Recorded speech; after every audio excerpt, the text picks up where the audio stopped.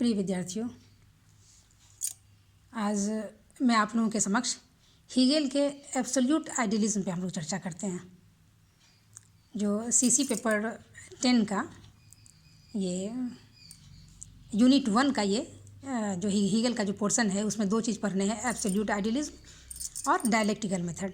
तो सबसे पहले हम लोग एब्सोल्यूट आइडियलिज्म पे चर्चा करेंगे। तो एब्सोल्यूट आइडियलिज्म को जानने से पहले इसमें हम देख रहे हैं कि दो शब्द हैं, एब्सोल्यूट एंड आइडियलिज्म। तो एब्सोल्यूट का अर्थ होता है निरपेक्ष और आइडियलिज्म का अर्थ होता है प्रत्ययवाद। तो इन दो शब्दों तो सबसे पहले एब्सोल्यूट आइडियलिज्म को जानने से पहले हम थोड़ा आइडियलिज्म के बारे में जान जाएं कि आइडियलिज्म क्या होता है, यानी प्रत्ययवाद किसे कहते हैं।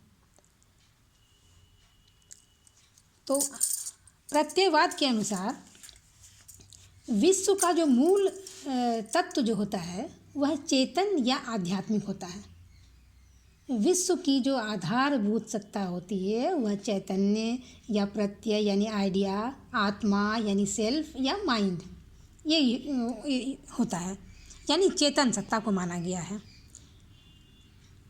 तो मूल तत्व के चेतन होने से तत्वतः सारा विश्व क्या हो जाता है, वह आध्यात्मिक या चिदात्मक रूप में अर्थात अभौतिक है।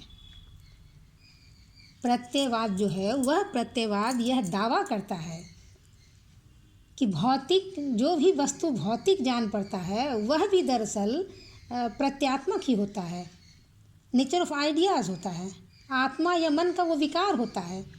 लेकिन हमारी बुद्धि से देखने पर सचमुच जो जगत है वह भौतिक लगता है, किंतु जब हम सूक्ष्म दृष्टि से उसे परखते हैं तो वस्तुतः वह प्रत्यात्मक या आध्यात्मिक प्रतीत होता है, सिद्ध होता है। तो इस प्रत्ययवाद सिद्धांत के अनुसार आत्मा ही एकमात्र परमार्थ तत्व होता है, यानी प्रत्यय या मन कुछ भी कह सकते हैं। यह भूत पर निर्भर नहीं करता, किंतु भूत को जो भौतिक तत्व जो हैं उन्हें आत्मा पर, मन पे, इन चीज़ों पे निर्भर होना पड़ता है। तो जब प्रत्ययवाद को हम लोग देख लेते हैं तो प्रत्ययवाद के प्रसिद्ध जो दार्शनिक हैं, ये हीगेल इनके बहुत बड़े समर्थक हैं निरपेक्ष प्रत्ययवाद के। ये जर्मनी के एक बहुत बड़े प्रसिद्ध दार्शनिक हैं ये हीगेल, और इनका कार्यकाल 1779 से 1831 तक था। तो हम लोगों ने देखा कि आइडियलिज्म के अनुसार क्या हो गया, विश्व का मूल तत्व चेतन या आध्यात्मिक है। थोड़ा सा हमने पॉइंट वाइज करके आप लोगों के समक्ष रखने का प्रयास किया है ताकि आप लोग समझ लें। और मूल तत्व चूँकि चेतन होने से तत्वतः सारा विश्व ही आध्यात्मिक या अभौतिक होता है। यहाँ तक हम लोगों ने देखा। अब देखते हैं कि प्रत्ययवाद के 3 रूप बताए गए हैं। पहला होता है सब्जेक्टिव आइडियलिज्म यानी आत्मनिष्ठ प्रत्ययवाद। दूसरा होता है ऑब्जेक्टिव आइडियलिज्म यानी वस्तुनिष्ठ प्रत्ययवाद। और तीसरा होता है एब्सोल्यूट आइडियलिज्म यानी निरपेक्ष प्रत्ययवाद। तो चूँकि हमारा हीगेल को पढ़ना है और निरपेक्ष प्रत्ययवाद को पढ़ना है तो उस पर डिटेल से आने से पहले थोड़ा सा एक लाइन में हम लोग जान जाएं सब्जेक्टिव आइडियलिज्म के समर्थक कौन हैं। तो सब्जेक्टिव आइडियलिज्म के समर्थक जो हैं वो वर्कले महोदय हैं, और ये प्रत्ययवाद को ये मानते हैं कि मूल तत्व आत्मा या प्रत्यय है। इस वाक्य को तो सभी प्रत्ययवादी मानते हैं, लेकिन एक नया प्रश्न यहाँ यह उठता है कि आत्मा या प्रत्यय का स्वरूप क्या है। तो इस प्रश्न के 2 उत्तर दिए गए हैं। कुछ विचारक आत्मा के स्वरूप को ससीम यानी फाइनाइट सेल्फ मानते हैं, और कुछ लोग जो फाइनाइट सेल्फ मानते हैं उसे आत्मनिष्ठ प्रत्ययवादी मानते हैं, और जो असीम इनफाइनाइट सेल्फ को मानते हैं, असीम आत्मा को मानते हैं, यानी जो ससीम आत्माओं पर आश्रित नहीं रहता है, तो उसे वस्तुनिष्ठ उसे फाइनाइट सेल्फ मानते हैं। और इस मत को तब वस्तुनिष्ठ प्रत्ययवादी कहते हैं। और जब वर्कले महोदय जो हैं, तो वर्कले महोदय का सिद्धांत जो वो सब्जेक्टिव आइडियलिज्म को लेके बहुत ज़्यादा फेमस हुआ है। और वर्कले का इसी तथ्य को सिद्ध करने के लिए उन्होंने एक फेमस उक्ति दी, ऐसे इस्ट परसिपी, यानी जिसका अर्थ होता है अस्तित्व का अर्थ अनुभव पर निर्भर विषय होना, निर्भर होना है। यानी जिसका कहता है कि इस प्रकार सभी पदार्थों का अस्तित्व क्या होता है, किसी व्यक्ति द्वारा या हमारे देखे जाने पर या सोचे जाने पर वो निर्भर करता है। इसीलिए बर्कले के अनुसार कोई भी पदार्थ जो है वो विचारों से भिन्न नहीं है, यानी वो जड़ नहीं है।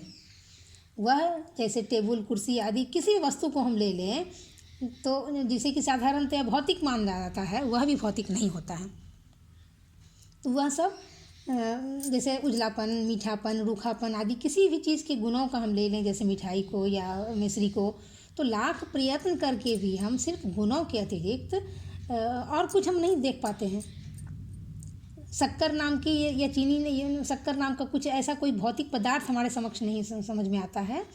ये क्योंकि ये सब जो क्या होता है, गुण के द्वारा ये गुणों का पता देता है, सिर्फ गुण से परे गुणातीत द्रव्य के बारे में कुछ नहीं बताता है। ये गुणों का मिश्रण होता है। लेकिन जैसे ही ऑब्जेक्टिव प्रत्ययवाद पे हम आते हैं तो वस्तुनिष्ठ प्रत्ययवाद क्या कहता है। वस्तुनिष्ठ प्रत्ययवाद आपको कहता है कि वो सबसे पहले तो वो ससीम ना मानकर असीम और असीम आत्मा को मानता है, असीम को मानता है वो। और यही जो असीम चीज़ आत्मसत्ता होता है, वही सभी ससीम आत्माओं तथा अनुभव जगत का मूल आधार होता है। और यूनान के जो प्रसिद्ध दार्शनिक हैं, वो प्लेटो महोदय जो यूनानी दार्शनिक हैं, वो इसके बहुत बड़े समर्थक हैं। वो इसका वस्तुनिष्ठ इसका समर्थन करते हैं। यूनानी ये समर्थन करते हैं और इन्होंने सब कुछ को वस्तुनिष्ठ माना, ये माना है। और उन्होंने बताया कि उनके अनुसार परम तत्व धारणाओं या कॉन्सेप्ट्स, इसको कहते हैं, कॉन्सेप्ट्स की समिष्टि है। और इन्होंने उसके लिए सामान्य के लिए उन्होंने आइडिया शब्द का प्रयोग किया।